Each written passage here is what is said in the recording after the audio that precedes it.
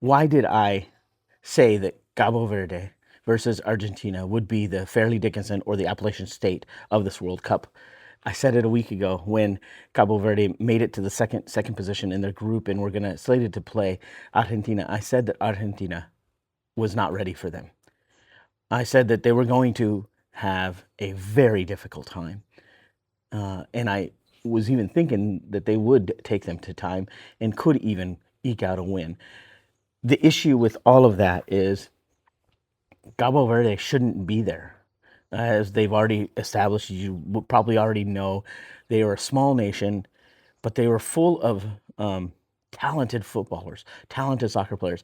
But more than just the talent individually, they had the confidence, which is a thing in sports, as we all know.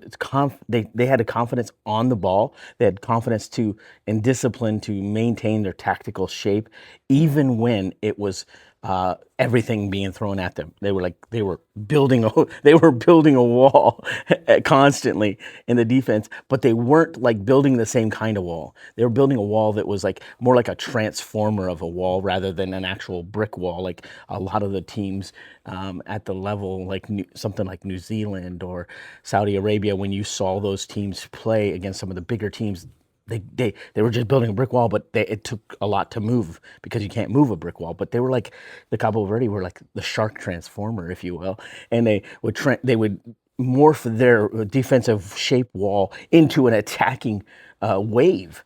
And it was glorious to watch because it's unexpected from that level of sorry, that FIFA rank, which FIFA whatever, but it's the FIFA rank that they're really low as a FIFA rank.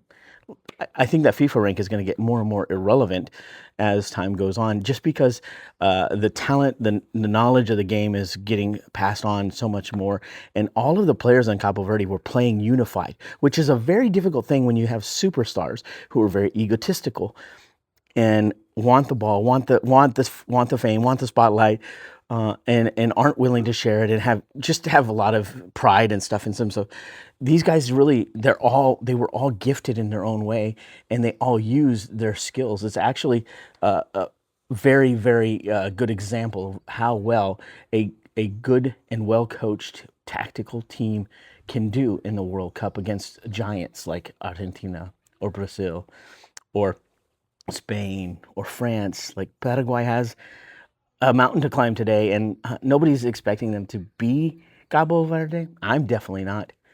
Um, I wouldn't be surprised if they were inspired by their performance last night, Cabo's performance last night, and they give France a tough outing.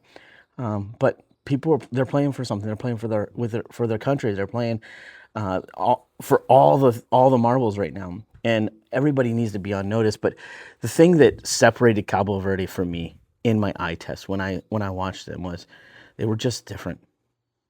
They played, they attacked the goal um, like a slightly less technically gifted 98 France team who won the World Cup in 98 in their home soil in 98 France, and they just had a technical knowledge of the game, and they moved the ball with the technical skill and precision of the 2014 Germans, the Mannschaft in 2014, who won the World Cup. They played with such pizzazz, such moxie in passing out of the back, even around in Argentina, but more likely in Spain and in an Uruguay game. They played the same way with such, deliberate, professional, precise uh, passing that they reminded me, no joke, of the 2010 Spanish national team, which won the World Cup. And I know some of you guys will say that's ridiculous and whatever. I don't care.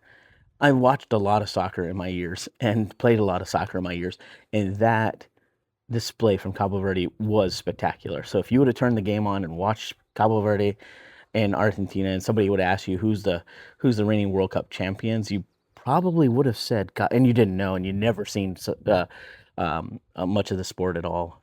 Cabo Verde proved to me and proved to the world that we can do it. I'm bummed that they lost. They should have won. They should have won. That header to finish it out was a good header. and it was unfortunate that the hand redirected it into the goal for Cabo Verde. But that's the way things go. It was that close. It was inches. It was seconds. It was great sport. It's great entertainment. So we'll miss them in the tournament. And going forward, I think everybody now feels lifted of confidence. And I'm still rooting for the USA because we're going to go all the way. This is the World Cup.